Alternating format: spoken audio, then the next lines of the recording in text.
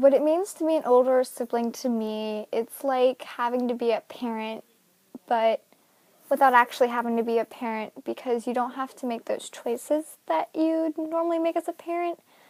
I don't have to raise my sister. I don't have to make the really hard choices in her life. I don't have to be really bad with disciplining her and everything. But that doesn't mean I haven't helped raise her. I haven't helped discipline her and everything.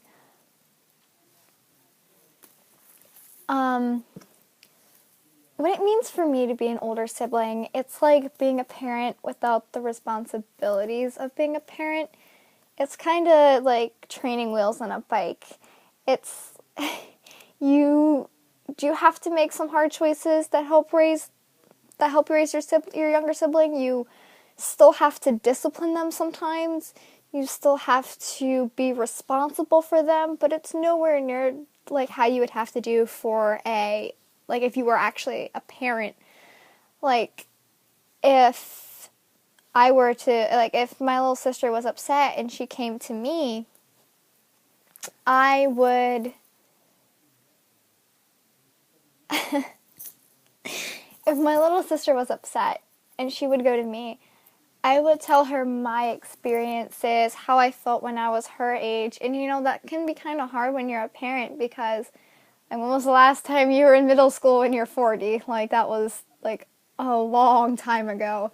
For me, it was like 4 or 5 years ago.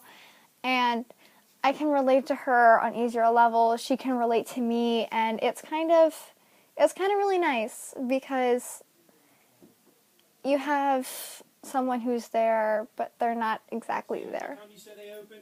6, Dad. 6.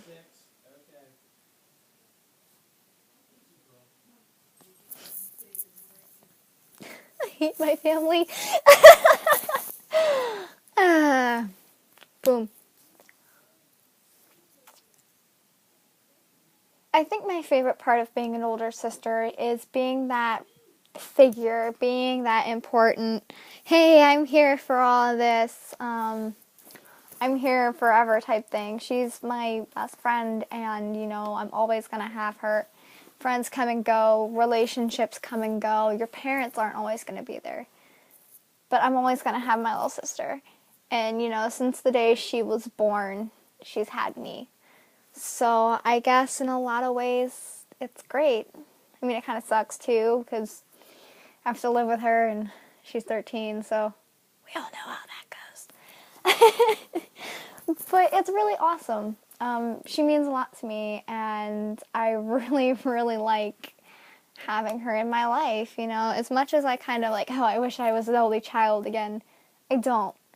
I really, really don't, because she makes me smile. She makes me laugh. When I'm dropping her off, like picking her up from drama club at her school, and we're driving, and just the things that happen in our car. Like, I was taking her to CCD the other day, and we went to drive-through McDonald's, and we're driving back, and I'm driving down, we were going down Church Road, and it was dark, and we were driving, and this guy passed me on the double yellow, and we're both screaming at him, and I'm like, nugget me, and she feeds me a nugget. It's just, we're stupid together, we're funny together, but at the same time, I can step up and be that person she needs me to be. I can be her friend. And I think that's the main difference between a parent and a sibling, is a sibling can be a friend no matter how old they are, when a parent still has to be a parent. And there are times where a sibling does have to become a parent, and that's a really hard situation, but that's part of your responsibilities. I am responsible for my sister, and if anything were to happen to her, I would blame myself, even if it was completely out of my control. I would blame myself. What I hate about being a sibling is that the fact I do have a 13-year-old sister. She's convinced me that the worst thing on earth is a 13-year-old girl. It's painful. But I mean, it's really hard, because she gets all upset and doesn't want to open up, and I mean, I guess the worst part about being an older sister is not being able to fix anything. Like, I don't know. like, I don't know. When we were little, I used to play, like, my GameCube, which is actually over here somewhere. Where's my GameCube? Here's my GameCube. Give me a second.